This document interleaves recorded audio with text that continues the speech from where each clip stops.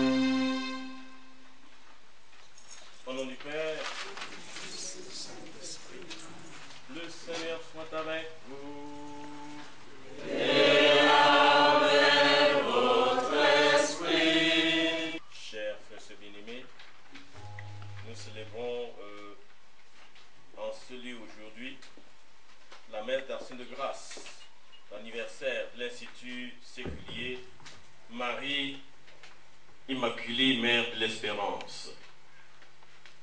Et nous vous disons que cet institut se consolide, s'enracine dans les cœurs et puisse porter des fruits pour le règne de Dieu et faire grandir notre foi en Jésus-Christ. Que le Seigneur soutienne tous les membres de cet institut pour que malgré tout, ils fassent tout pour faire honneur au Seigneur. En cet anniversaire, nous vous disons que Marie puisse déverser beaucoup de grâce sur vous, sur nous tous qui sommes venus vous soutenir dans cette messe d'Action de Grâce pour le courage que vous aurez amené. Chers frères et bien-aimés, préparons-nous à la célébration de cette Eucharistie en reconnaissant que nous sommes pécheurs. En pensée, en parole, par action et par omission, oui, j'ai vraiment péché. C'est pourquoi je suis la Vierge Marie, les anges et tous les saints, et vous aussi mes frères, de prier pour moi, le Seigneur notre Dieu. Que Dieu Tout-Puissant nous fasse miséricorde, qu'il nous pardonne nos péchés, nous conduise à la vie éternelle. Amen.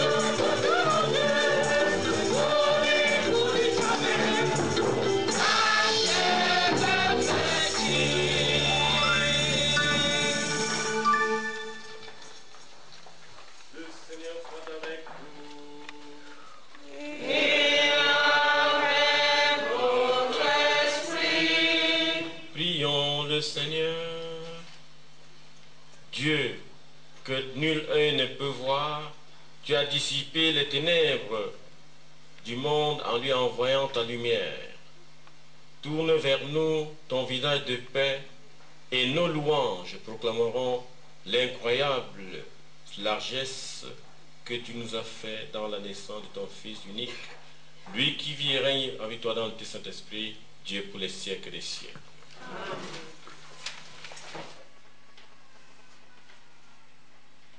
Mes bien-aimés, voici comment nous pouvons savoir que nous connaissons Jésus-Christ. C'est en gardant ses commandements. Celui qui dit « je le connais » et qui ne garde pas ses commandements est un menteur. La vérité n'est pas en lui. Mais en celui qui garde fidèlement sa parole, l'amour de Dieu atteint vraiment la perfection. Voilà comment nous reconnaissons que nous sommes en lui. Celui qui déclare demeurer en lui doit marcher lui-même dans la voie où lui, Jésus, a marché. Mais bien-aimés, ce que je vous écris n'est pas un commandement nouveau, mais un commandement ancien que vous aviez dès le début. Ce commandement ancien, c'est la parole que vous avez entendue. Et pourtant, ce commandement que je vous écris est nouveau. Il est vraiment en Jésus-Christ et en vous, puisque les ténèbres sont en train de disparaître et que déjà brille la vraie lumière. Celui qui déclare être dans la lumière et qui a de la haine contre son frère est encore maintenant dans les ténèbres. Celui qui aime son frère demeure dans la lumière et il n'y a pour lui aucune occasion de chute. Mais celui qui a de la haine contre son frère est dans les ténèbres.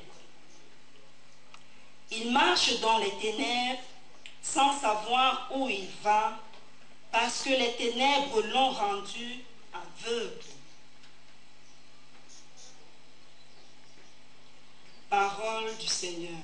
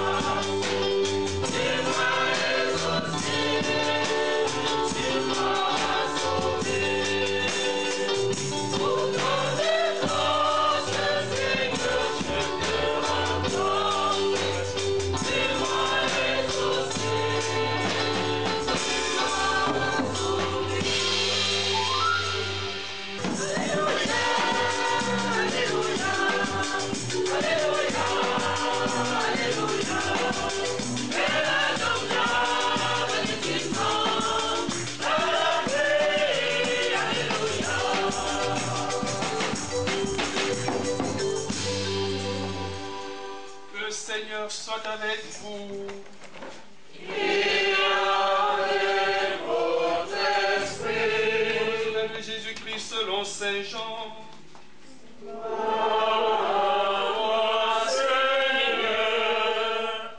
Au chapitre 20, versets 2 à 8. Le matin de Pâques, Marie-Madeleine courut trouver Simon-Pierre et l'autre disciple, celui que Jésus aimait, et elle leur dit: On a enlevé le Seigneur de son tombeau et nous ne savons pas où on l'a mis. Pierre partit donc avec l'autre disciple pour se rendre au tombeau. Ils coururent tous les deux ensemble, mais l'autre disciple courut plus vite que Pierre et arriva le premier au tombeau. En se penchant, il voit que le linceul est resté là. Cependant, il n'entre pas. Simon-Pierre, qui le suivait, arrive à son tour. Il entre dans le tombeau et il regarde le linceul resté là et le linge qui avait recouvert la tête, non pas posé avec le linceul, mais roulé à part à sa place. Clamons la parole de Dieu. Louange à toi, Seigneur Jésus. Et le Verbe s'est fait chair. Bonne fête à vous tous. Bonne fête, frère. Bonne fête, mon père. C'est un honneur pour moi. C'est la première fois depuis que je suis parti de la fille de reprendre la parole devant vous. Ça me fait plaisir de vous revoir avec tous les changements que nos communautés connaissent. De voir la chorale, de voir les amis, les mamans, les papas. Et à l'occasion de cette grande fête où nous sommes réunis autour du frère Jean-Marie pour célébrer 10 années. 10 ans que cet institut est créé. Et je pense que 10 années, ce sont 10 années de beaucoup de joie. De beaucoup de joie. Mais je pense aussi que c'est 10 années de beaucoup de peine. Les deux vont toujours ensemble. Dans la paroisse anglophone, il y avait une belle devise que j'aimais beaucoup à la Maïtu. No cross, no crown. C'est-à-dire, pas de croix, pas de victoire. Pas de couronne, voilà. Donc je crois que les souffrances portées au cours de la mise en route de cet institut, c'est autant de croix qui préfigurent les couronnes.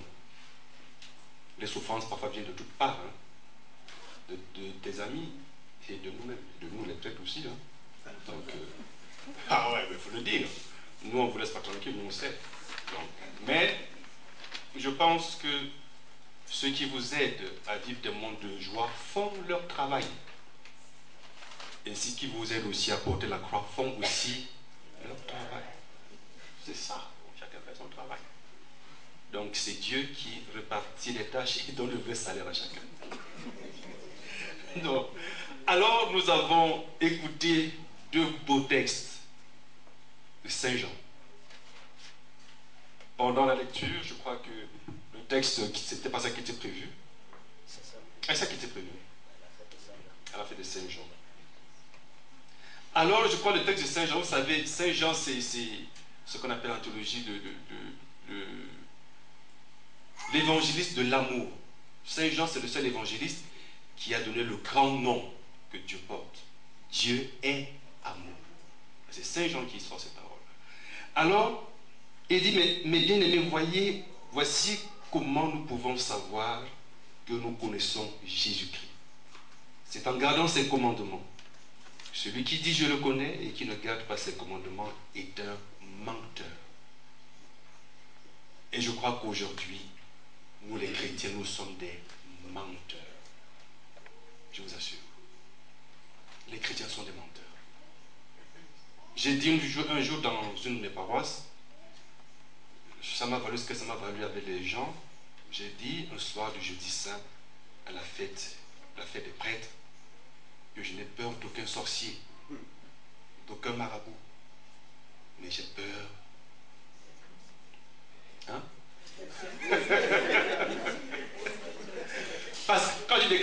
je ne m'exclus pas, nous sommes des menteurs. Menteurs comment? Quand nous voyons nos professions de foi, tous les jours, quand nous voyons nos chants, quand nous voyons ce que nous récitons, et quand nous voyons ce que nous vivons. C'est ça le mensonge. Et aujourd'hui, si l'œuvre de l'évangile n'avance pas, c'est parce que nous ne vivons pas ce que nous prêchons. C'est parce que nous ne vivons pas ce que nous annonçons aux autres. Quand le Christ dit, c'est à l'amour que vous aurez les uns pour les autres, qu'on saura que vous êtes de moi. Ce n'est pas d'abord en portant une grosse croix au cou, une soutane, ou bien en portant une grosse Bible, en disant qui est-ce qu'on est dans l'église, on a telle charge. Ce n'est pas d'abord ça qui est important. C'est en nous voyant vivre cet amour. Et nous sommes en train de porter comme ça, en ce mois de décembre, la vérité qui s'est révélée. Le Dieu qui se fait homme. C'est par amour qu'il descend dans nos faiblesses, dans nos mensonges de tous les jours. Il nous a arrachés. Là, j'ai dit à un comparé ce matin qu'il y en a qui mentent au point de se mettre même tout seul devant le miroir et se mentir. Donc, ils oublient qu'ils sont en train de mentir. Et parfois, c'est à eux-mêmes qu'ils sont en train de mentir. Alors, si celui qui dit je le connais, garde pas, mais que ce commandement, la vérité n'est pas en lui, mais en celui qui garde fidèlement sa parole, l'amour de Dieu atteint vraiment sa perfection. Et parfois nous aimons chanter, l'amour de Dieu est versé en nos cœurs par l'Esprit Saint qui nous est donné. L'amour de Dieu est versé en nos cœurs par l'Esprit Saint qui nous est donné. Joyeux en nos vies. Quand l'amour de Dieu est versé, on se rend compte que nos cœurs devraient être, n'est-ce pas, ces récipients ouverts qui recueillent l'eau abondante de l'amour de Dieu, versée en nos cœurs. Et si nous sommes ici ce soir, c'est pour inviter le frère, malgré les difficultés personnelles, malgré tout ce qu'il peut vivre, à garder son cœur toujours ouvert pour accueillir cette vérité. Moi, je vois, quand il est responsable, frère Jean-Marie, au pied de la croix. Au pied de la croix, quand vous êtes au pied de la croix, ça veut dire que le Christ est suspendu en haut. Et il fait déverser sur vous son sang précieux. Et ce sang qui fait déverser sur vous chaque jour, c'est le sang de son amour. Et que vous êtes aussi appelés à le déverser sur vos frères que vous rencontrez chaque jour. Et c'est ça aujourd'hui, la fête de l'amour que nous sommes en train de célébrer. Dans le texte de l'Évangile, le matin de Pâques, Marie et Madeleine courut trouver Simon-Pierre et l'autre disciple, celui que Jésus aimait. Bon, je ne suis pas trop d'accord avec Saint Jean. Mais c'est Saint Jean qui est en train d'écrire. Il dit qu'il vient de trouver l'autre disciple, celui que Jésus aimait. C'est-à-dire moi là. C'est ça Saint Jean. Est-ce qu'il détestait les autres? Non, il ne détestait pas les autres. Mais Saint Jean sait, il y a une conviction en Saint Jean que l'amour de Dieu est sur lui, celui que Jésus aimait. Et je pense que nous tous, nous pouvons aussi le dire, que je suis celui que Jésus aime. Saint Jean le dit, il n'a pas besoin que quelqu'un d'autre le dise à sa place, il le dit, Jésus m'aime. Mais malheureusement, c'est des mots. Qu'est-ce qu'il retrouve en moi? Quelle est cette relation amoureuse que j'ai avec lui? Quand je dis je l'aime, il m'aime. Donc on se connaît. Or, imaginez, à un moment, quand on se rend compte que notre amour est intellectuel, n'est-ce pas? Notre amour est calculé. Est-ce que c'est un amour gratuit, un amour donné? Et Saint Jean aussi est convaincu aujourd'hui. Je veux aussi qu'au cours de cette fête de Noël et de toutes les autres célébrations, que nous ayons fortement dans notre conviction cet amour de Dieu sur nous. Dieu nous aime malgré nos bêtises, nos lâchetés. Dieu nous aime malgré nos infidélités. Et son amour, c'est le Jérémie qui le dit, mon amour pour toi sera un amour éternel, il ne s'en ira jamais. Or, nous sommes là maintenant, Dieu nous poursuit de son amour au jour le jour, il nous poursuit de son amour. On est en train de fuir cet amour-là. Or, le Christ continue encore aujourd'hui à être crucifié. Sa passion continue tant que nous continuons à refuser d'accueillir cet amour. Et une communauté, une fraternité, un institut ne peut vivre que sur la base de l'amour. Vous n'aurez ni or ni argent à offrir aux gens. Mais ce que vous avez de plus cher, c'est cet amour à offrir aux gens. Et l'amour, on le remarque dans le regard, dans la parole prononcée, dans le geste de main tendue, dans la réconciliation de tous les jours. Et une communauté paroissiale humaine, une communauté diocésaine ne peut vivre que dans l'amour. Quand j'ai lu tout à l'heure, quand on a lu le texte de Saint Jean, en première lecture, j'ai voulu regarder nos communautés, nos CEB, nos chorales, nos différents... J'ai voulu regarder tous ces groupes dans un miroir. Parfois, nous sommes dans une église où on se marche dessus, où on se tire dessus. Ce n'est pas pour ça que le Christ est venu. Réconcilier les uns les autres, nous porter tous ensemble vers Dieu notre Père. Alors, l'autre disciple, celui que Jésus aimait, moi je sais que je suis aussi un prêtre que Jésus aime. Alors, on... Oui. Oui, c'est vrai. Qu'est-ce qu'il vient faire? On a enlevé le Seigneur de son tombeau et nous ne savons pas où on l'a mis. Voilà Marie-Madeleine. On a enlevé le Seigneur de son tombeau. Et dans ces textes de la résurrection, je lis toujours cette grande force d'âme des femmes qui prend le risque très tôt le matin d'aller regarder ce qui s'est passé et constate pendant que les hommes sont en train de dormir qu'on a enlevé le corps de Jésus. On ne sait pas où on l'a mis. À l'amour d'une femme. Pierre, donc, partit avec l'autre disciple pour se rendre au tombeau. Ils couraient tous deux ensemble. Pierre, c'était déjà un vieillard. Ils coururent tous deux ensemble. Parce qu'il y a ça qui s'est posé. On a enlevé le corps de Seigneur de son tombeau. On ne sait pas là où on l'a mis. Mais malheureusement, Pierre avait son âge. Il était en arrière pendant que le jeune Jean était en avant. Mais qu'est-ce que Jean fait? Quand Jean arrive devant le tombeau, il n'entre pas. Je crois que ce texte où nous sommes en train de vouloir célébrer la Sainte Famille devrait inspirer les jeunes et les adultes. Jean n'entre pas. Il sait qu'il a un regard de jeune. Il sait qu'il y a des choses qui ne se diront que par l'autorité, par Pierre et par Pierre seul. Mais malheureusement, nos jeunes qui sont là, parce qu'ils courent maintenant sur Internet, ils courent sur tout ce désordre qui est dehors, ils oublient qu'il y a des moments où ils ne doivent pas entrer. L'intelligence et la sagesse, mes chers jeunes, c'est deux choses différentes. Vous êtes vachement intelligents, mais vachement bêtes aussi. Parce que vous savez, tourner les X et les Y, le vieux là, la vieille ne connaît plus. C'est pas vrai. C'est pas vrai. Apprenez à vous arrêter et laissez les vieux vous instruire. C'est ce que j'en fais aujourd'hui. Il s'arrête. En se penchant, il voit que le linceul est resté là. Cependant, il n'entre pas. Simon, qui le suivait, arrive à son tour. Il entre dans le tombeau, il regarde le linceul est resté là. Le linge roulé à part, mais roulé à sa place. C'est alors qu'entre l'autre disciple. Et qu'est-ce qu'il vit? Il vit et il crut. Il vit et il crut. Ça me rappelle toujours cette belle phrase de nos amis sectaires quand ils disent que depuis que j'ai cru. Depuis que j'ai cru. On ne croit pas une fois. Croire, c'est un acte de tous les jours. C'est tous les jours. Il vit et il crut. Qu'est-ce qu'il vit? Le tombeau vide. Il vit le tombeau vide. Et il crut en la résurrection. Et si nous sommes ici rassemblés, c'est grâce à cette résurrection. Quand Paul dit, si le Christ n'était pas ressuscité, vaine serait notre foi. Si le Christ n'était pas ressuscité, on serait parlé ici autour du frère, de ses amis, avec cette chorale. On ne serait pas là aujourd'hui. C'est parce qu'il est ressuscité. Et que cette résurrection du Christ soit toujours pour vous, frères, pour votre institut, le signe que votre institut est aussi un chemin de résurrection. Mais qui dit chemin de résurrection parle aussi du chemin de croix.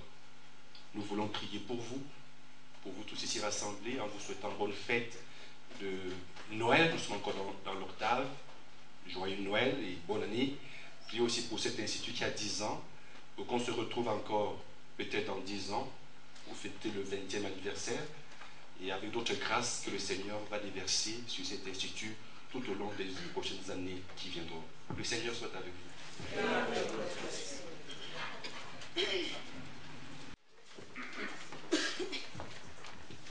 Faisons monter vers le Seigneur nos supplications pour cet institut, pour les hommes de ce monde, pour que chacun puisse mener une vie de paix en accomplissant la volonté du Seigneur tout au long de sa vie. Ensemble, prions.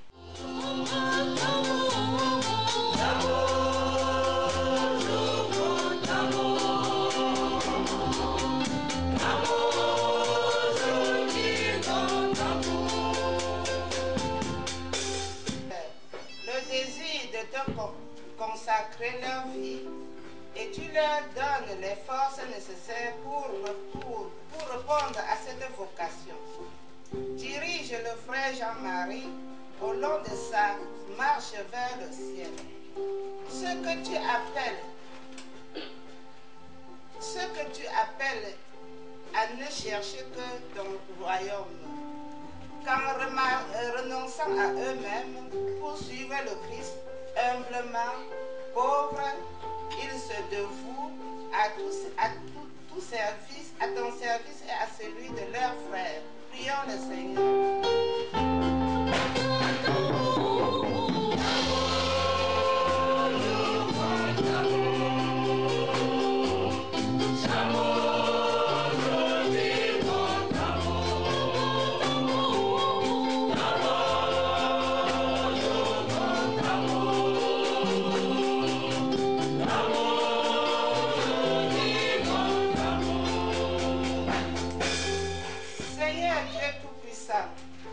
Ton inévitable providence a daigné choisir le bienheureux André Unke de regretter mémoire comme serviteur de ton Église sur la terre. Permets maintenant qu'il intercède pour l'Institut séculier Marie Immaculée, Mère de l'Espérance, avec tous ses membres, collaborateurs et amis au ciel, de même que nous le vénérons sur la terre, implorons le Très-Haut.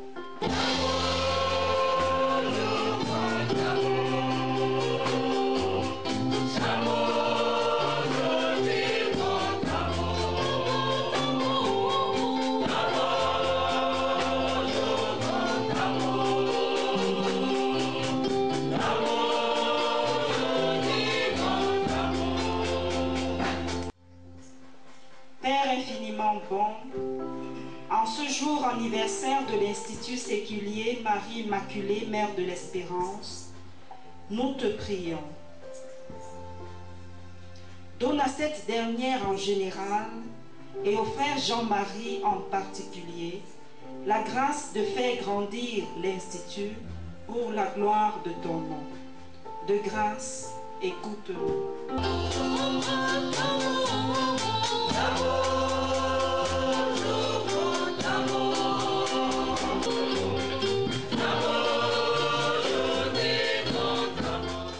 Prions. Seigneur, écoute avec bonté les prières de cette assemblée. Accorde à tous les membres, ce qu'ils demandent et à chacun d'entre nous ce qu'il faut pour accomplir ta volonté, pour que ton nom soit glorifié dans le monde. Par Jésus-Christ, ton Fils, notre Seigneur, notre Dieu, qui vit et règne avec toi dans tes Saint-Esprit.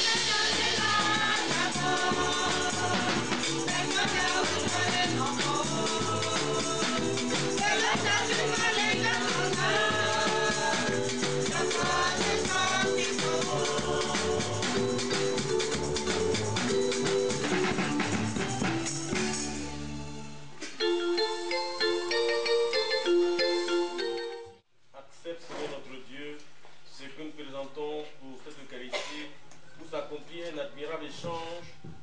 En offrant ce que tu nous as donné, puissions-nous te recevoir toi-même.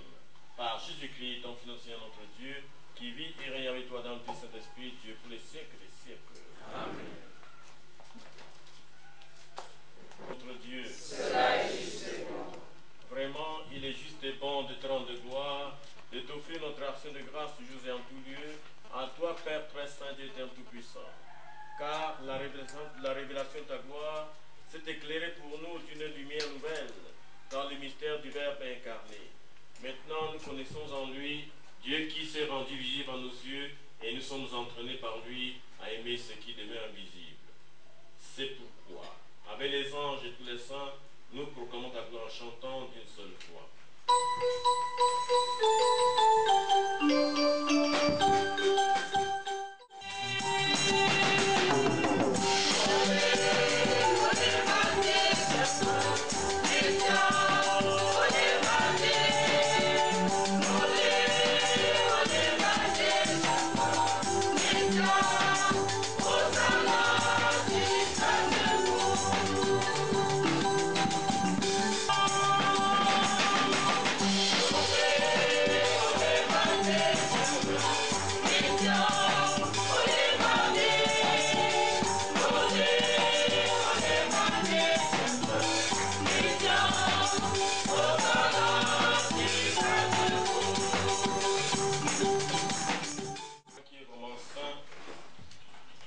Toi qui es la source de toute sainteté, nous voici rassemblés devant toi et dans la communion de toute l'Église.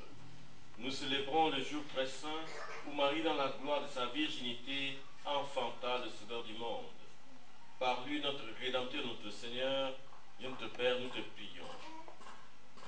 Sanctifie ces offrandes en répandant sur elles ton esprit, qu'elles deviennent pour nous le corps et le sang de Jésus, le Christ, notre Seigneur. Au moment d'être livré et d'entrer librement dans sa passion, il prit le pain, il rendit grâce, il le rompit et le donna à ses disciples en disant: prenez et mangez-en tous, ceci est mon corps livré pour vous.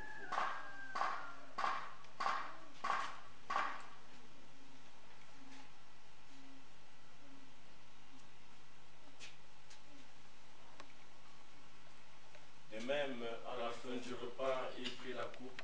De nouveau, il rendit grâce et la donna à ses disciples en disant: prenez et buvez-en tous, car ceci est la coupe de mon sang, le sang de l'alliance nouvelle et éternelle, qui sera versé pour vous et pour la multitude pour la rémission des péchés.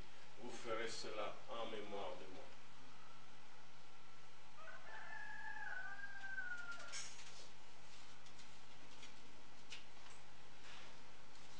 Il est né le divin enfant.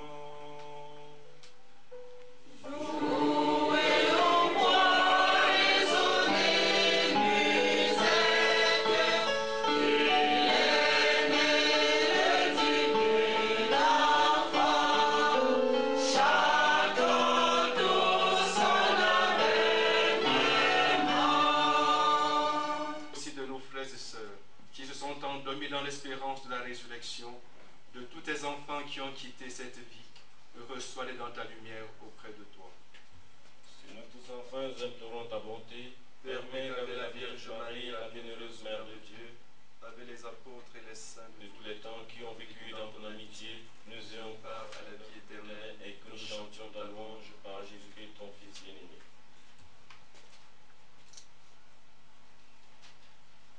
Par lui, avec lui et en lui, à toi, Dieu le Père Tout-Puissant, dans l'unité du Saint-Esprit, tout honneur et toute gloire pour les siècles des siècles.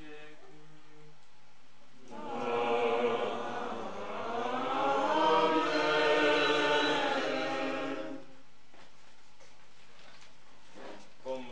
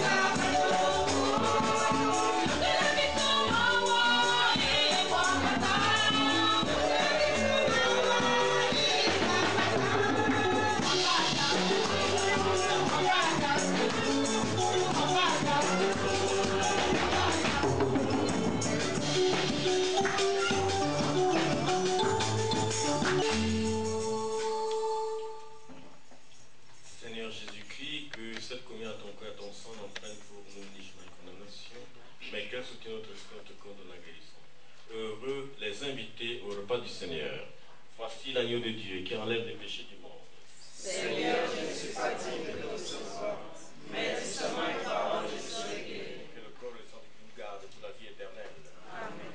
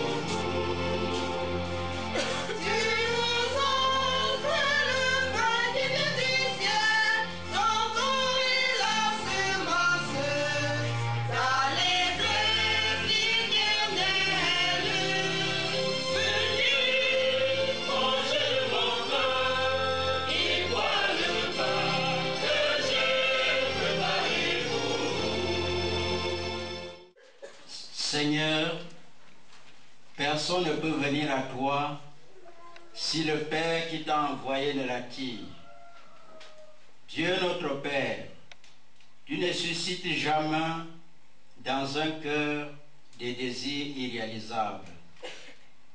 Suscite dans le cœur des hommes et des femmes que tu appelles et orientes vers nous le désir de connaître et de vivre la spiritualité.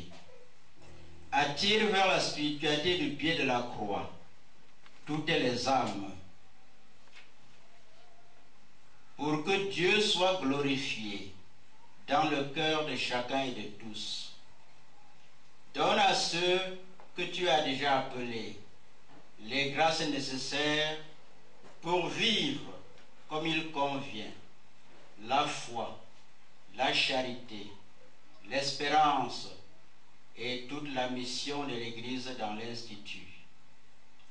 Aide toute personne en recherche à découvrir sa vocation pour le service de ton Église et en témoin du Dieu vivant dans le monde.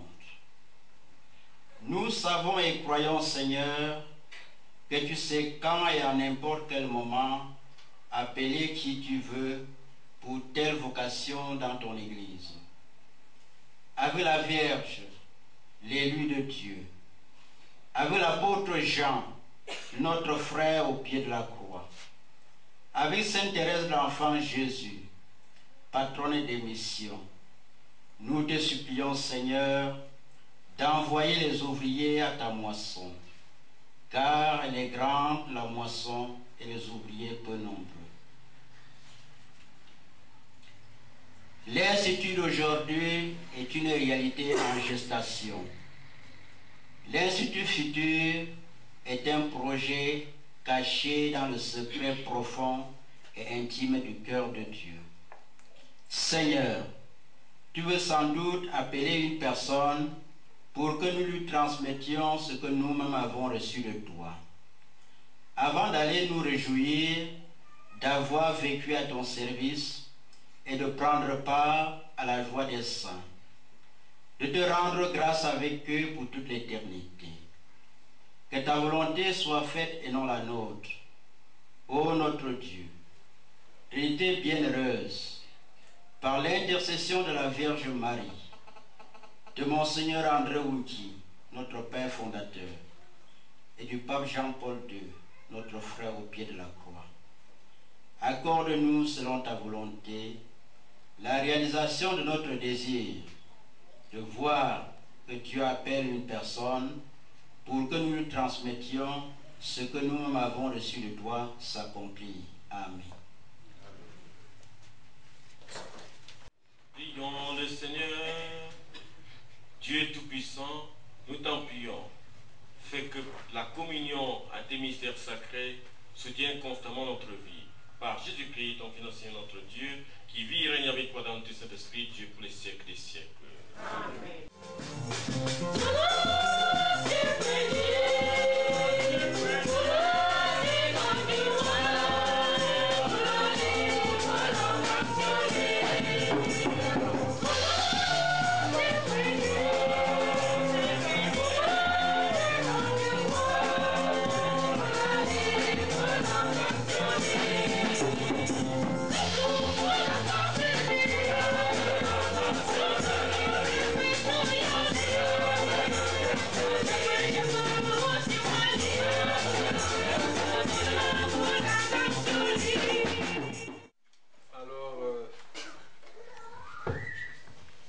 Je suis là, ici.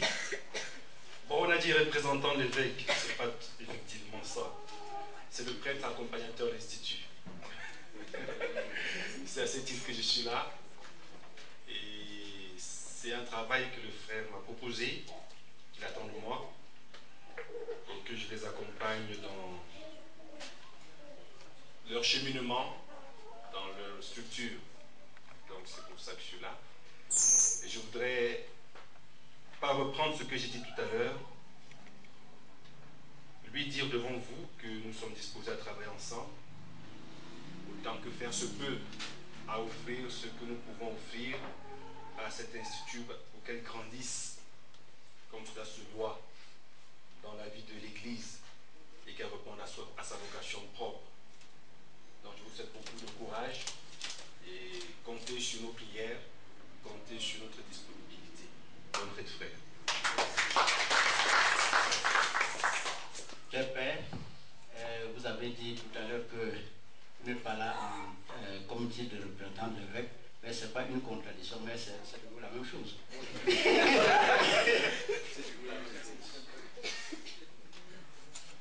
Notre cher Père, accompagnateur de l'Institut, comme vous avez dit, représentant personnel de Monseigneur l'évêque, bon, vous ne manquerez pas de transmettre nos remerciements à Monseigneur l'évêque pour toutes ces prières qui nous accompagnent sur le chemin.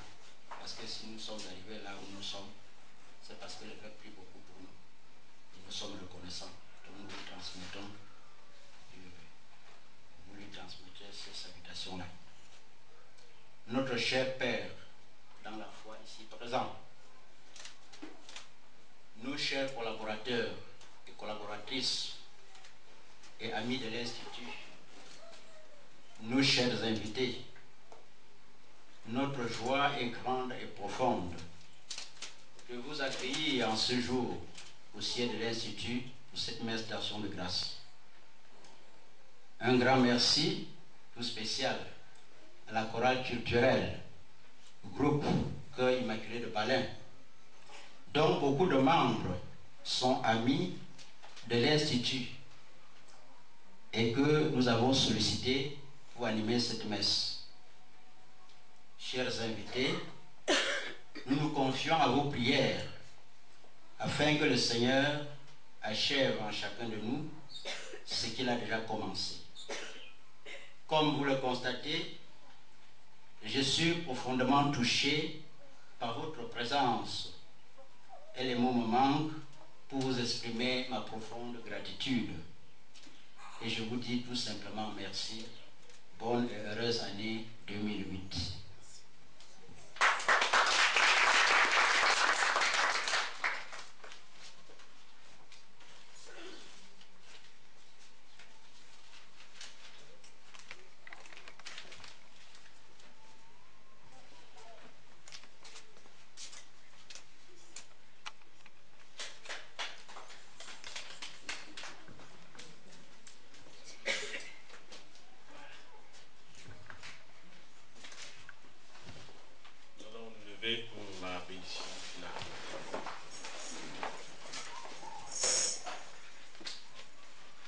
Seigneur soit avec vous. Et avec votre esprit. Que Dieu Tout-Puissant vous bénisse, le Père, le Fils et le Saint-Esprit. Amen.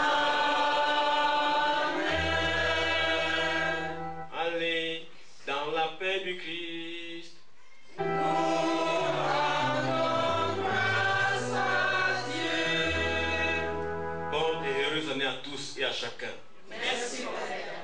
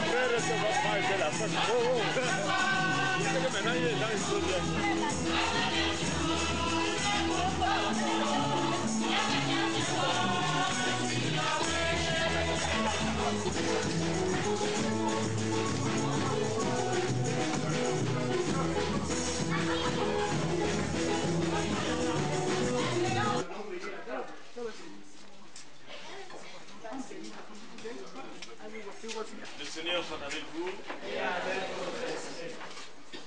Que Dieu Tout-Puissant fasse descendre sa toute-puissante bénédiction sur ceux qui sont ici rassemblés.